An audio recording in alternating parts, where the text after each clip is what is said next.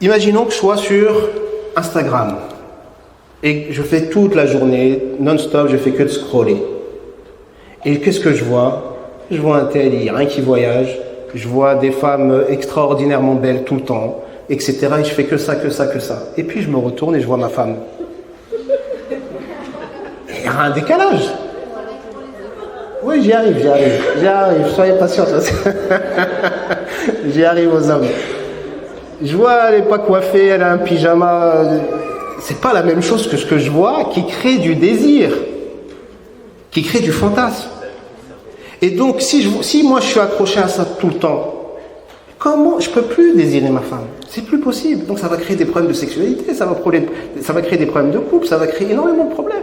Ça va créer un décalage. Et par respect voilà, pour essayer d'être égaux pour chacun, c'est la même chose du côté des sœurs. La sœur, elle est là, elle est mariée avec un frère. Voilà, il se marie, il s'aime bien, il a des qualités, il se plaise un minimum ou un maximum, tout va bien. Mais elle regarde les réseaux non-stop. Et dans les réseaux, elle voit que des beaux gosses. Tout le temps, ils sont beaux, ils ont des belles dents qui viennent d'être fabriquées, ils sont toujours bien coiffés, ils sentent bon à travers l'écran. Et qu'elle se retourne et qu'elle voit son mari en Marcel avec le ventre qui dépasse du... Oh, mais il y a un problème, il y a un décalage. Ok, il est gentil et tout, mais il est plus désirable. Ce qui est désirable, c'est l'image que je vois et les représentations qui vont créer ce désir-là. Et ça va poser un problème. Ou alors un truc moins lié à l'intimité ou à la sexualité.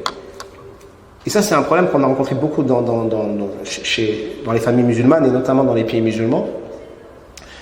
La femme qui va regarder, qui est dans un foyer où c'est l'homme qui gère, c'est lui qui travaille, c'est lui qui subvient aux besoins, etc. Ok, elle s'occupe des enfants, tout va bien. Et comme elle a du temps à la maison, quand les enfants sont à l'école, elle a du temps. Qu'est-ce qu'elle va regarder? Des trucs sur YouTube, des trucs sur Instagram, de qui? D'autres femmes. Elle va regarder des hommes, elle va regarder d'autres femmes qui tous les 2 jours, tous les 3 jours, ou tous les jours parfois, font des lives ou des vidéos, et chaque semaine ou tous les 15 jours, est dans un pays différent. Cette pauvre femme-là, qu'est-ce qu'elle va se dire? Elle va se dire, mais ça fait longtemps, j'ai jamais été en vacances, moi. Et puis elle va parler à son mari, ça serait bien qu'on aille en vacances. Et le mari va dire, mais de quelles vacances tu me parles? C'est à peine si je paye le loyer et la nourriture, tu me parles de vacances. Non, mais écoute, il faut qu'on aille en vacances, il faut faire des économies. Moi, j'ai envie de vacances maintenant. Ça y est, le désir, il est rentré. J'ai envie. J'ai vu ce que c'était. Je veux la même chose. Mais lui, il n'a pas les moyens, skin. Et donc, elle va vivre un mal-être. Soit elle va le vivre en silence et elle va être triste. Soit elle va le dire et ça va être un conflit. Ou alors, elle va lui reprocher, les seules vacances qu'on a, c'est parce qu'on va voir la famille, mais ce n'est pas des vacances.